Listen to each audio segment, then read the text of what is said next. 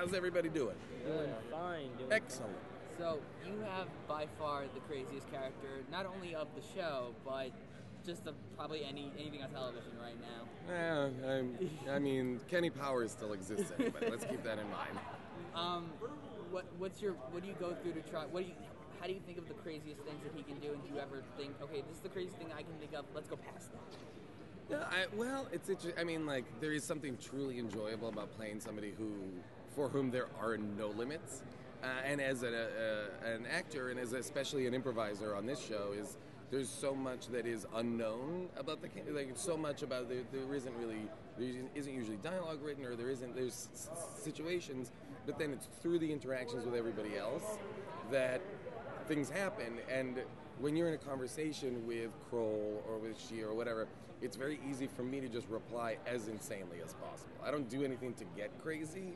It really is just, it's funnier to me to be as in juxtaposition to them, who are mostly straight men, who are mostly like grounded, I'll say. They're not straight men, but like grounded. It's great fun to be like, I want to go as hard at them as possible, A lot of times I'm mostly just trying to make them laugh.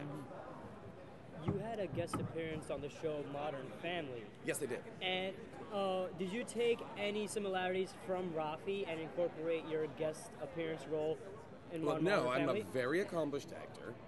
Every role I take is built from the ground up. No, of course. I mean, Modern Family called and asked me to come and play like a sleazeball who dates like the young daughter.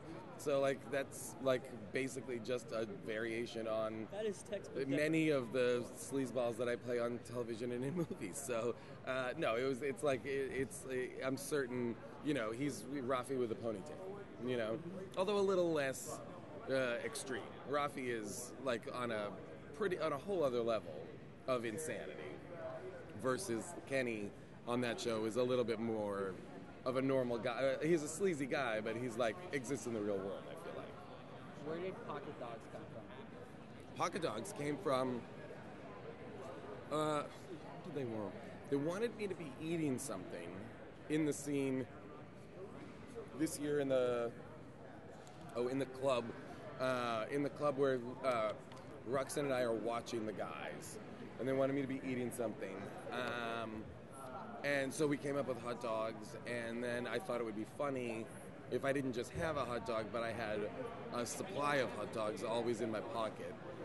And then that just became, wouldn't it be funny for the rest of the season if at any point Rafi has a hot dog? Which I'm very happy has caught on, and now people are like posting pictures on Twitter of them with like pocket dogs, which makes me laugh a lot.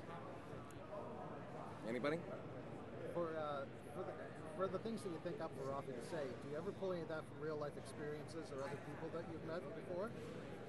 Sure. I mean, not like line for line or anything like that, but I've certainly, I think everybody does. I get a lot of feedback from fans who are like, oh, one of two things. Either, oh, I'm the Rafi in my league, or, oh, man, we've got a Rafi in our league. We hate him.